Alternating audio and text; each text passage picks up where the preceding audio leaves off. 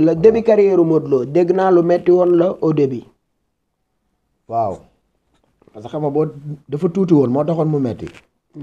man en fait mos naa ko booleeg sama benn gain boo xam ne ba tey yii nii ñoom ñaar ñu ngi ànd nii instant bi sax moo ma gën a jege ko Modou Lo mais bi ma ko yóbbulee Modou Lo ba ñu dem mu gis Modou Lo ba Modou Lo génn ba ñibbi daf maa woo ba ma ñëw ne ma Paco kaay ma ñëw mu ne ma changer mbër ma ne ko lu tax mu ne ma sa mbër mi dafa tuuti ma ne ko non mu ne ma si booy kii dafa tuuti xanaa gisoo ñoom Bombardier ni mu daanee mbër ci mbappat moom bëreegu ko ci arène bi mais nag c'est normal benn affaire moo am ci diggante Modou Lo ak Balla Gaye 2 fi Balla Gaye 2 di teg combat bi pour man sama xalaat laay wax nag fi ko Balla Gaye 2 di teg pour man Modou Lo du ko fa teg waaw mu ci premier combat bi mu ci deuxième combat bi da nga gis ni Balla Gaye 2 day teg làmb ji foo xam ni Modou du ko fa teg ba mu jaral ko lu mu dul jaral Modou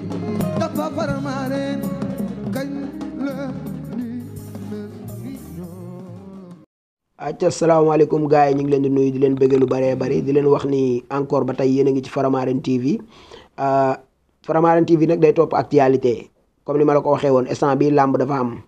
ci diggante Ama Baldé ak ki nga xamante ni moo di Franc làmb ju bari coow mais loolu dafa am leneen lu ko jur loo xamante ni mooy diggante Modou Lo ak Balla Gaye waaye dinañ ci ñëw ci kanam tuuti dañoo ñëw seet si koo xamante ni defe naa ni yàgg nañ koo xam ci ki nga xamante ni moo di wetu Modou Lo ci Modou Lo wi démb yi muy Paco Diaz maa ngi lay ziar di la bàyyi nga nuyoo ñu lay seetaan. ñu ngi dolli ziar baax Fara. di bëggee waa gars yi ba parcelle yëpp 1 ba 26. bëggee ak loolu làmb yëpp aussi ah. di la ziar bu baax a baax yow.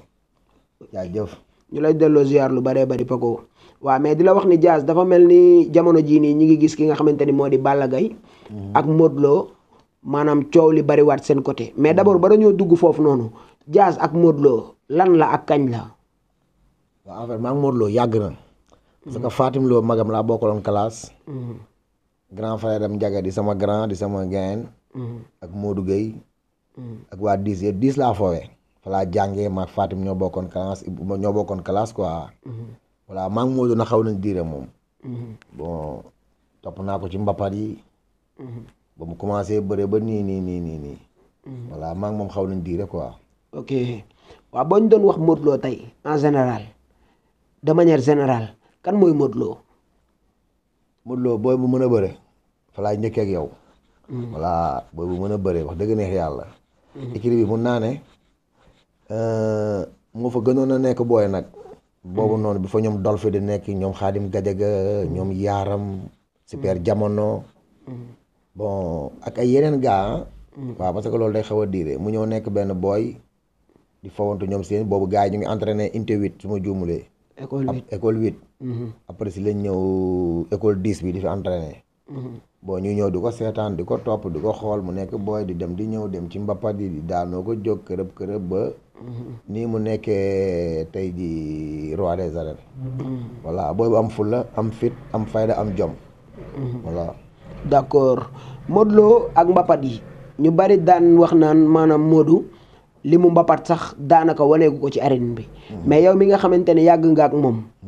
depuis yow ak magam ba tey jii nii loo ñuy wax ci loolu noonu Modou Lo ak mbapat waaw wax na dëgg nag parce que ni mu daanee mbër ci mbapat moom bëreegu ko ci arène bi mais nag c'est normal parce que li mbapat du arène parce que foo xamante ni bi da nga daan dem peut-être que benn kaar di la topp ñaari kaar nga dem ba léegi boo jugee àdduna jóg booy bëre da nga war a xool li ngay bëre lu mu doon wax dëgg neex yàlla mais en fait mbapat moom ni mu ci daane mbër li mu fi yenu ci ay mbër li mu fi bëri mbapat daal bëreegu ko ci arène bi d'accord li moo ne ci mbapat bi maanaam wane ko ci arène bi ko ci arène bi wax dëgg neex yàlla kon loolu ñenn ñi di faral di wax da nga koy dëggal non bien sûr wax dëgg neex yàlla d'accord mais li moo ne ci mbapat yi est-ce que mi ngi koy mën ba léegi parce que tamit boobu poids bi mu yoroon ak taille bi ak léegi nii est-ce que benn la xam nga booy bu bëree ba booy di la woowee xarañ rek mën ngaa bëre voilà booy kuy bëre di bëre ba ñu lay woowee xarañ te ñi mu daanee mbapat ni mu doon bëree mbapat ak xaw na wuute nag tuuti mooy li ma la wax léegi rek parce que risque yi xam nga ak calcul bi parce que léegi mooy li ma la wax koo xamante ni bii ay quelques cas la doon topp léegi nga dem ba boo jugee àdduna jóg yow say adversaires yi ngay bëree sax da nga fay am ay supporters kon war ngay xoolaat bon bu baax a baax si li ngay def mais nag terewul moom bon en fait dafa mën a bëre daal dëgg it dafa mën a bëre daal dafa mën a bëre en tout cas dëgg la début carrière Modou Lo dégg naa lu metti woon la au début. waaw parce que xam nga boo dafa tuuti woon moo taxoon mu metti man en fait mos naa ko booleeg sam benn gain boo xam ne ba tey yii nii ñoom ñaar ñu ngi ànd nii instant bi sax moom a gën a jege ko Modou Lo mais bi ma ko yóbbulee Modou Lo ba ñu dem mu gis Modou Lo ba Modou Lo génn ba ñibbi daf maa woo ba ma ñëw ne ma pakoo kaay ma ñëw mu ne ma changer mbër ma ne ko lu tax mu ne ma sa mbër mi dafa tuuti ma ne ko non mu ne ma sii booy kii dafa tuuti xanaa gisoo ñoom Bombardier gisoo ñoom ba Gris Bordeaux gisoo ñii kii nee ko na dem defe ji leneen tey moo ma gën a bëgg Modou Lo sax moom quoi en fait waaw mi ngi ci wetam ñoo gën a nekk ay gars te maa ko jàpp ci loxoom présenté ko mais loolu la ma wax ne ma sawaay nga dama am changer mbër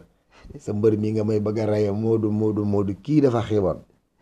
ma ne ko mais jàpp ci rek kii dafa mën a bëre fekk boobu mi ngi ci début carrière am non mi ngi ci début carrière parce que tuutiwaay bi moo doon tax lu bëri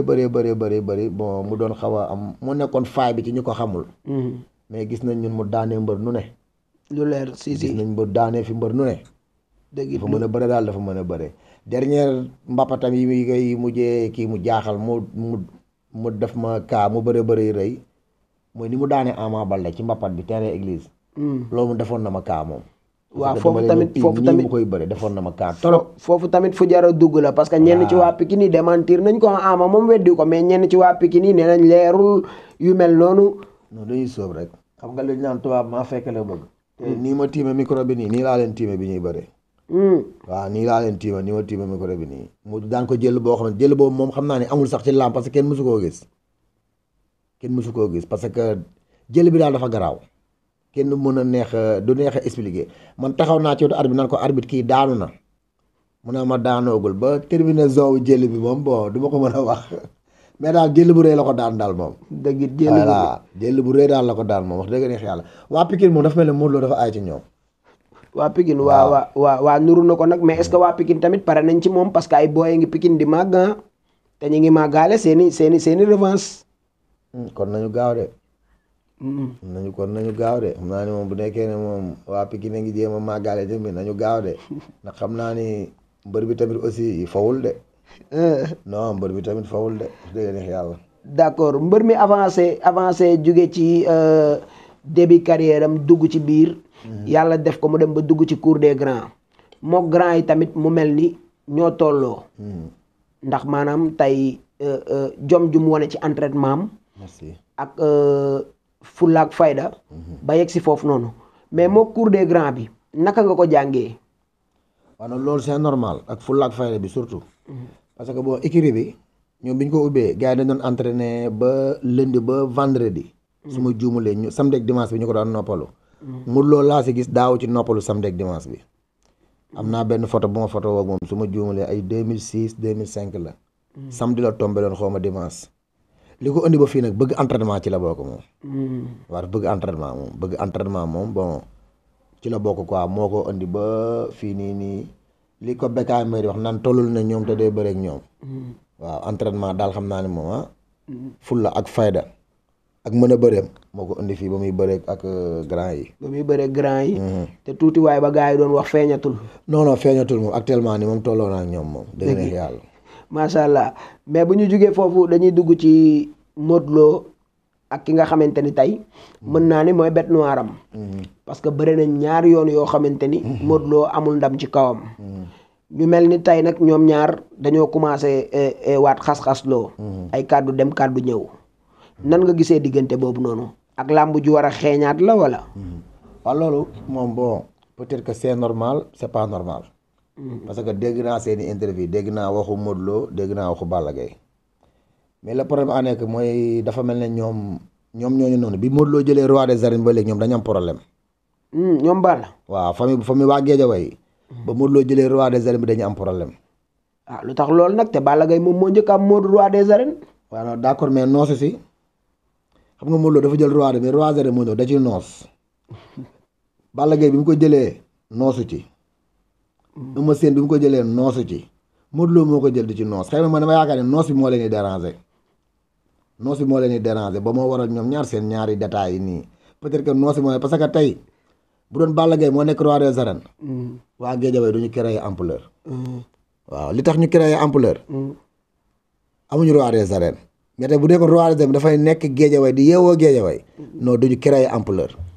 dëgg la c'est vrai mais empereur boobu noonu dafa mel lu xaw a déranger waa parcelle parce que tamit heure bu ñu génnee. waaye loolu waa géejawaay la njëkk a déranger loolu lamb la déranger la mooy ampleur. waaw mais empereur nee nañ de moo la mooy ampleur loolu di mel ne affaire kin masi publicité kin masi yooyu noonu loolu mooy ampleur. lamb ji roi des arènes la ñu di jaayante ñoom roi des arènes da leen di déranger ba ko Modou Lo jëlee dem nañ ba neex nañ tournoi ñun ñett waa ji naan ko nañ teg Eumeu Sène man yow ak Eumeu Sène ñu bëri lan pourquoi bu ñu ko jëlee ñoom waxuñu nañ tournoi te bu ñuy tournoi ñoom ñoom fu ñuy bàyyi Tapha Tine dafa daan Eumeu Sène ah c'est vrai mais ñoom bu ñuy tournoi fan la ñuy bàyyi tamit ñeneen Boy Niang dafa daan Balla Gaye xanaa day bokk ci tournoi bi bu Modou Lo jëlee roi des arènes bi nañ leen tournoi nañ leen ko teg ñun ñett te ñoom ñett ñoo ñëpp bi ñu ko yoree kenn xalaatu ci loolu ñoom ñaar ñooñu bokk mais li ma la wax rek pour man li leen di déranger noos bi Modou Lo mi ngi ciy noos te ñoom bi ñu ko jëlee ñoom noosuñu ci beneen bi Balla Gaye 2 gis naa seen changement mooy moom Modou Lo wax na wax boo xamante ni peut-être bon parce que li ko Modou Lo wax garaawul maa ngi dégg am ay gars yu si wax naan Modou Lo warul wax lii Modou Lo warul wax lii mais moom gaynde gu màgget boobu ñu ko wax noonu Boy Niang moo ko tuddee te gis nga làmb ji boo fi yàggee rek ñu wutal la tur Modou Lo dafa commencé bëri tudd Modou Lo dem ba ci biir ñu koy woowee xarañ Ama Baldé leen di woon dem ba ci biir ñu koy woowee sël bu ndaw Boy Niang ñu koy woowee affaire boobu sëtu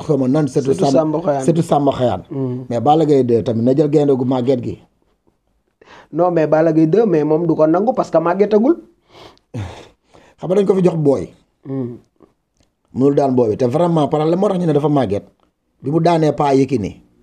bi mu ci jógee Issa xaw ma nu mu tuddati mbër moom mais pourquoi pas Yékini tamit Yékini bi mu koy daan mi ngi ci forme non ba muy daan Yékini boobu Yékini màgget na boobu Yékini mën na jur Balla Gaye 2 ba pare dañ ko defal néew ba pare li muy bañ a dégg mu doog koo daan beneen mbër bi nu mu tudd Tapha Tine tamit aussi noonu waaw mais Tapha Tine moom bi ko Balla di jël kenn ñemew koo jël nag ndax état de forme bi mu yor waaw loola mais dañ ko defal néew ba pare man boobu ñu ma joxoon Tapha Tine ma daan ko bàyyi li ngay wax Tapha Tine boobu gis nga état de forme bi mën di Tapha Tine mu ñëw ci làmb ñu koy def nii loxo bi nii loolu dafa mës a am ci làmb waaw mais tamit xam nga dañ fay nañ ko fay Tapha Tine mais pourquoi Tapha Tine tamit mënul def noonu d'accord mais xam nga tey làmb dafa xaw a garaaw mbër moo xamante ne bii comme man maay tëgg làmb ji maay joxe xaalis bi maay joxe blouson yi maay defar stade bi maay defar rond-point stade bi maay sotti suuf si maay def lu ma neex yow lépp maa koy def pare indi sama mbër kañ nga koy daan ñu ci làmb lañ nekk quoi dañuy bëgg a yàgg ci làmb tamit aussi voilà loolu moom war nañ ci def taxaw seetlu bu baax a baax a baax a baax a baax d'accord dafa faramaareen kañ la